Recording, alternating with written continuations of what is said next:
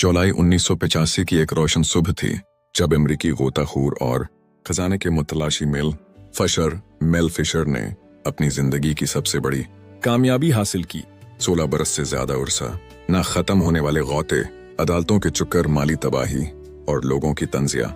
मुस्कुराहटों के बाद बिलाखिर वो लम्हा आया जिसका इंतजार फिशर बरसों से कर रहा था।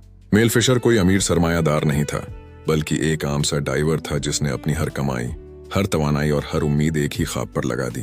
खोए हुए स्पेनी बहरी जहाज नुस्त्रा सेन्योरा दे अतोचा की तलाश। ये जहाज 16 से 22 में फ्लोरिडा के साहिल के करीब एक खौफनाक तूफान में डूब गया था।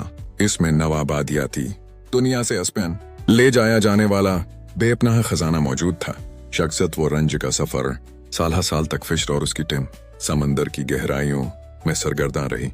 इन्हें कभी टूटे हुए बर्तन मिले, कभी बिखरे हुए सके और कभी रेत में दबी हुई सुनहरी झलक, मगर असल खजाने का कोई सुराग न मिला। इस तवील जदोजहद में एक अलमनाक हादसा भी पेश आया। मेल के बेटे और बहू की जान एक गोताखोरी के दौरान चली गई। इस सदमे ने खानदान को झंझोड़ कर रख दिया। साथ ही माली हालात दिन बह दिन बिगड़ते गए। अखबारात ने उसे दीवाना कहा, लोग मजाक उड़ाते और कई बार ये लगता कि ख्वाब बस ख्वाब ही रह जाएगा।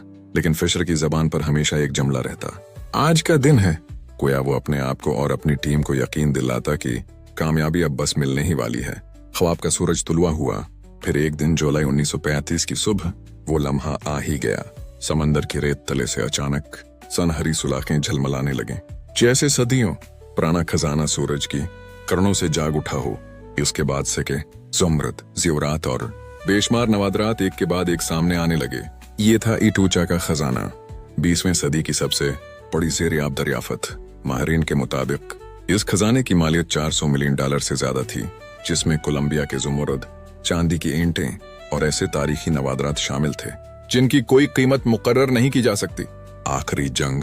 लेकिन मेल फिशर की कहानी यहीं खत्म नहीं हुई।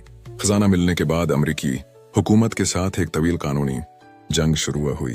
बरसों की जदोजहद के बाद अदालत ने फैसला सुनाया कि ये खजाना हकीकी तौर पर ऐसी शख्स का है जिसने अपनी जिंदगी उसकी तलाश में वक्फ कर दी, और यूं मेल फिशर बदाब्ता तौर पर एटूचा के खजाने का मालिक ठहरा। मीरास जो आज भी जिंदा है, आज फ्लोरिडा के की वेस्ट शहर में मौजूद मेल फिशर मैरीटाइम म्यूजियम में उस खजाने का एक हिस्सा रखा गया है। समरद की चमक, सोने की झलक और चांदी का वजन आज भी आने वालों को ये सबक देता है कि ख्वाब चाहे समंदर की गहराइयों में दफन क्यों ना हो, हौसला और यकीन उन्हें सतह पर जरूर ले आता है।